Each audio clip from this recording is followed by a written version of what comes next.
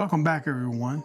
Time for another wood stove chat. Except for today, I'm not lighting the wood stove. It's at 85 degrees here in South Louisiana. So while I'm doing some discussion on various topics and questions that viewers have and that some of you have given me, I'll be working on 3 kukris. These are belt kukris.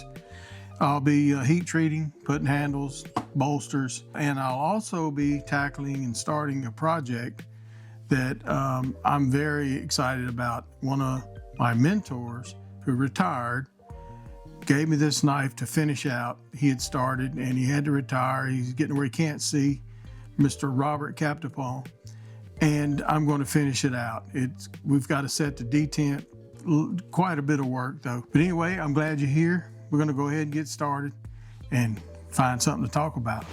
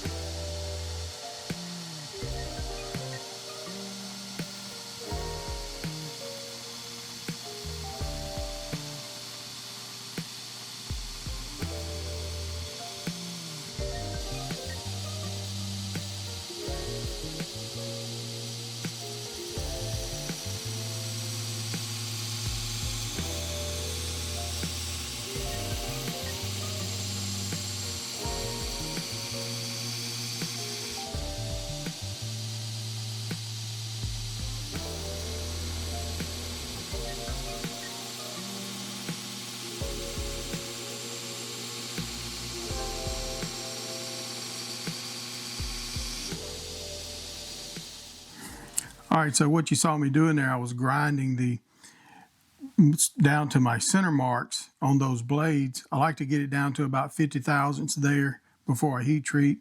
And I'm going to put them in the oven. And while they're heat treating, I'm going to go ahead and start working on this folder. Now, I've got the bolsters off of it, taking a look at it. Got some issues that I need to address. Now, you have to understand, Mr. Robert put this knife away.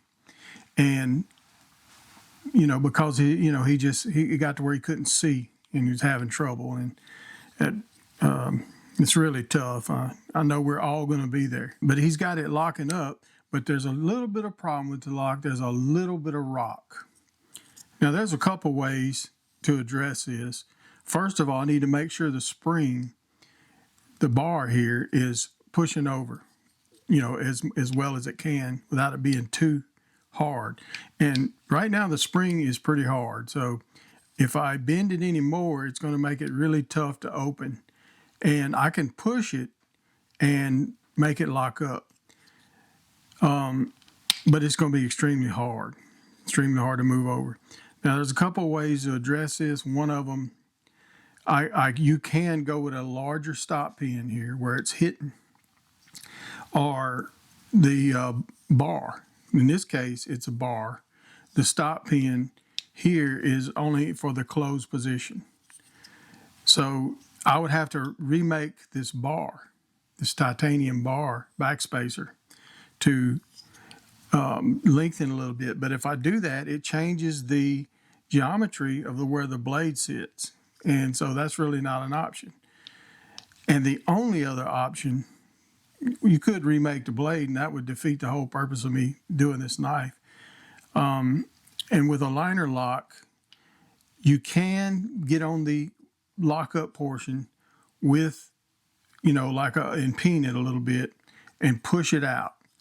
And if I have to do that, what I like to do is grab a large surface area of that bar and go to my pin press and get on that top side and give it a press, and it'll push it out at the top, and it keeps it from looking deformed there if you take a wider area, and it'll push it out. And there's a couple other things I'll have to address with the bolsters, and some of the screws that need to be brought down a little closer here. This one's not completely flush, So I will counter bore it just a little bit more and sink it in, and then clean cut the screws where they'll be protruding.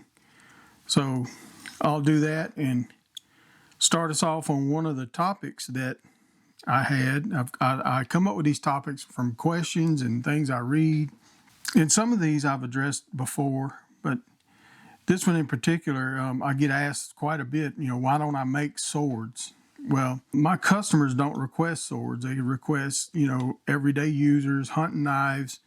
They like them dressy. Now I make a lot of Damascus mosaic hunters, and they actually use them. A while back, I made a video, and it was a integral mosaic or a feather hunting knife. Viewer bought it, and yesterday, or day before yesterday, I got a message. He's already skinned 5 hogs with that hunter.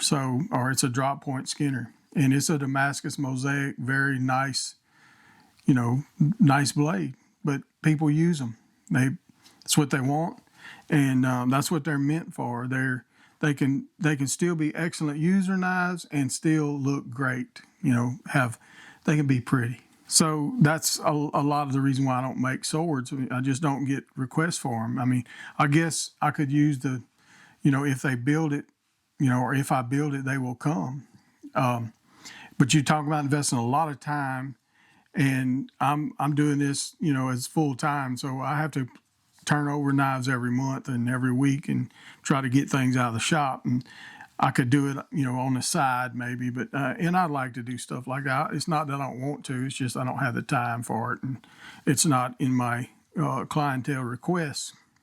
And another one that I get from time to time is, why do I do YouTube? Well, there's a couple reasons, and I think I've went over this before. Some of it is having something for my kids and grandkids in the future to look back on. I wish I had footage, hours and hours of footage of my parents. I've got very little, and I would love to have my dad in his own element, footage of him and my mother, and it's just, it's a great thing to have, library and stuff like that. And that's one of the reasons. But another reason, it is a side income, and right now it's pretty pathetic. In January, they changed the algorithm, and I don't know. I've lost 2/3 of my ad revenue. Thank God for patrons. If I didn't have my patron channel, I'd have already stopped this, and it'd have been, sporadic. I'd have did it when I felt like it, and I could keep up the tradition for my kids.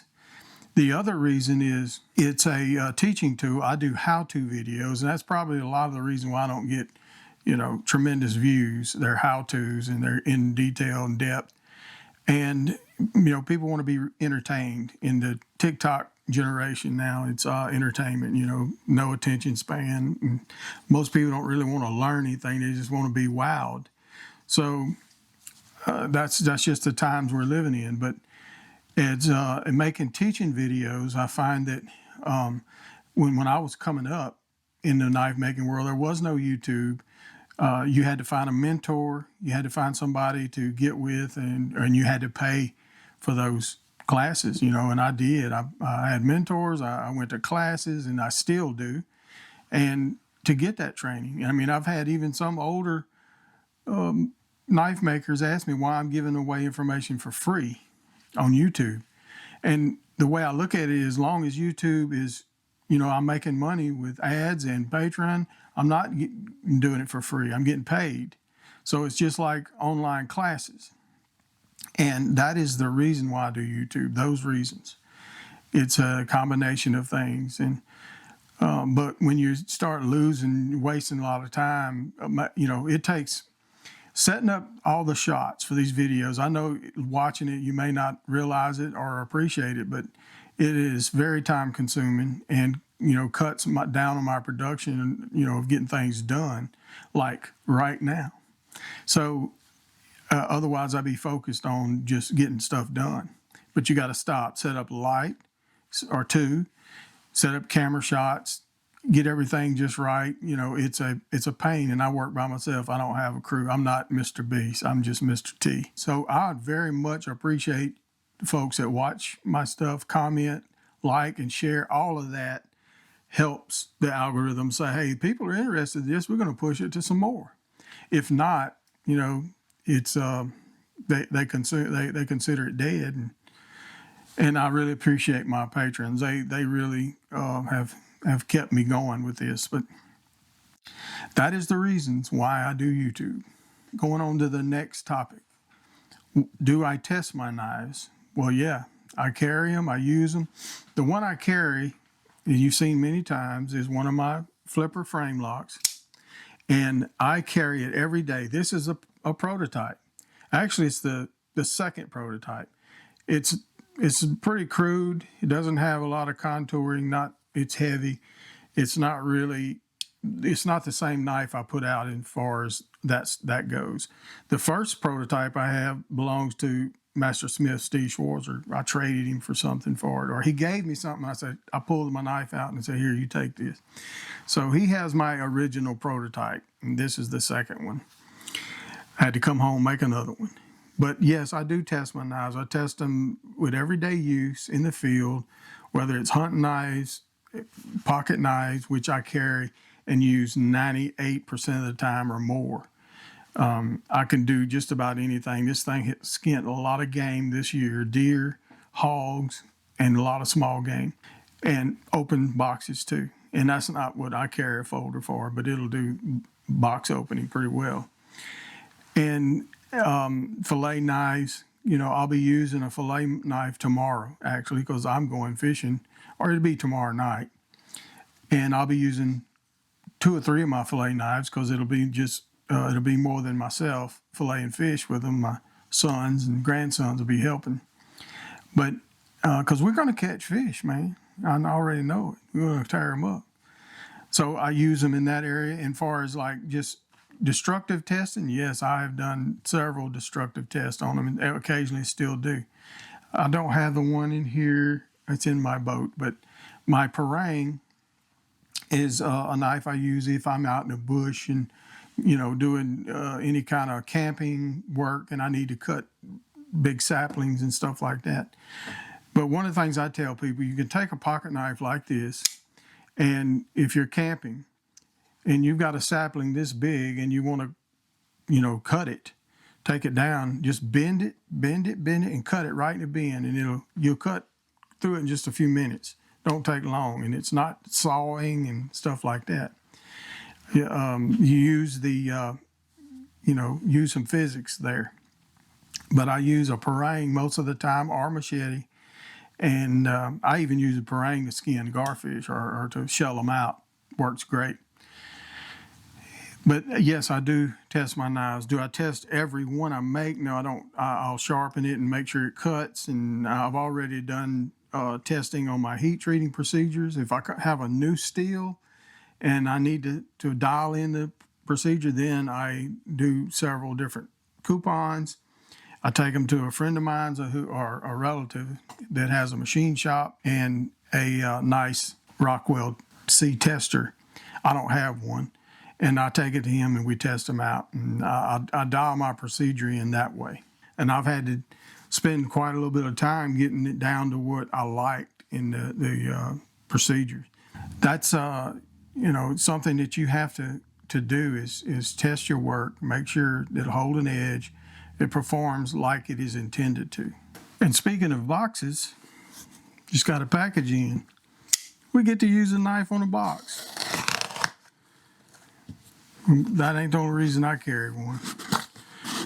All right, let's see here. I don't know when this news, it came out yesterday or this morning, but there was a certain attack by an individual at a military school, and unfortunately, an instructor lost his life,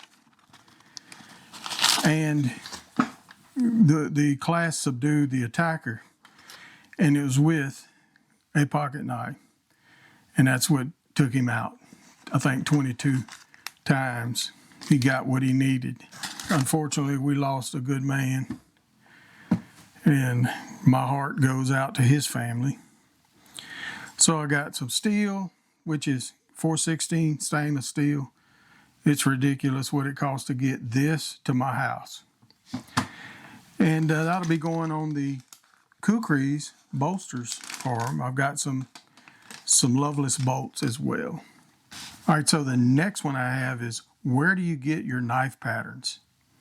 I make my knife patterns. Straight knives, it's just a matter of, sitting down and drawing out what you like. I like to design stuff that is ergonomic, practical, because that's what my customers want. They want practical user knives, no hot spots in the handles, and just it's user friendly. And so that I have probably, I don't know, 100 patterns at least, and I have shared a lot of those. I have put some up on Patreon as well. My folders is all designed, and it takes me a lot of time to design a folder. I've designed, I think, 4 different patterns that I really like. I've designed more than that because they're liner locks or frame locks. It's very time consuming, and then you have to make one and test it, and it's not really what you want. You keep, so I'll spend many, sometimes months on what I really want. I just use Inkscape to design in, and there's plenty of tutorials on YouTube, but if you're a CAD guy or a Fusion guy, I mean, it's a no-brainer. You can sit down and design them. It's time consuming, but once you get what you want, then you get it working and you like it, and hey, you're done. But yes, I make all of my patterns. I have traded some things before, traded patterns. Some I have traded. I have actually traded this pattern and never received the pattern I traded for.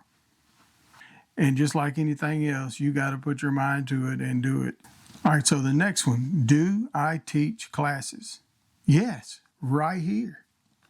And it's free. But yes, I do some other classes here. I do classes here at my shop.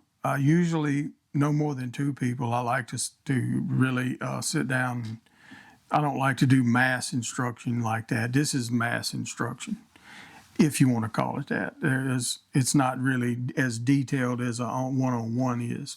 So yes, I do, but I really don't have any openings at this time, and I usually would put something like that, if I have some openings up on my website or my social media. But yes, I do teach classes. What is my favorite knife to make? I really love making folders. For one, it's way less real estate you're dealing with on the blade. Takes about, 2 minutes to grind it. As fast as you can change belts out, it's really quick. No glue, unless you're putting liners in, and like I do sometimes. I put a very thin liner if I've got a bolster and a piece of handle material there that's real thin, then I'll put a liner in there to help hold them together. But it's just cleaner work, and I enjoy it more. It's more engaging for my mind, and I guess it's less boring. Straight knives, I've made so many of them, it gets really boring unless I'm doing something really crazy that challenges me a little bit, like those kukris that I'm making. The grind on those is challenging, and they're fun. They're different than my norm. I've made a bunch of those belt kukris, but it's just not a normal request. And so this is a customer order for 3 of these, and I'm really enjoying. I've already cut out the handle material, which is some very old antique micarta. I've got them all cut, all the handles, but this stuff is beautiful when it finishes out. And these are actually old insulators that are back from the 20s or so. And this stuff has all kind of weird colors in it. It makes a beautiful knife. It's canvas, nice stuff. But I spent yesterday cutting those out and using a carbide blade on my table saw, and it just eat it up. But got to do it. If I were given the option for one knife to carry, what would it be? And just for survival or whatever. Now, I love the parang. I can do everything with it. I can skin with it, animals. You just choke up on it, skin it. You can take trees down with it and all that. But honestly, if I had just one, it would be this tool. It would be a multi-tool with a knife and all the other tools that come with it. has a serrated knife. I've got about 6 or 8 of these, and I can do all of the little intricate cutting and skinning I want to do with this little simple blade. Screwdrivers, all kinds of neat stuff there. These pliers, that would be my choice. That's what I would carry or choose. I know that's probably pretty wild coming from a knife maker, but it has a knife on it, and I would want a knife with all those other tools in it, because I could do so much more with that and have still one package with the knife in it. Now, if you remember, I have it somewhere, these camp sets. It has forks, knives, all kinds of stuff on it. My dad had one. It was from the Vietnam era that was an issue, and I can't find it, but it is a huge thing, about that big.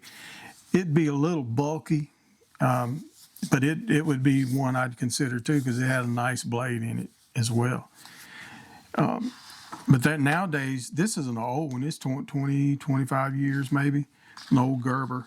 But now the new Leathermans and what have you are just awesome with the multi-tools and things, attachments you can get for them. But I like it because I can put this on my belt, and if I'm fishing, which I'll be tomorrow, I'll carry it. I'll still have my folder, but I'll carry this on my belt. I've got my pliers there if I need them, file, whatever, if I need to sharpen a hook, you name it. But that's what I'd pick. So I hope you enjoyed today's wood stove chat without a fire, few topics. And if you've got questions and things like that, shoot them to me.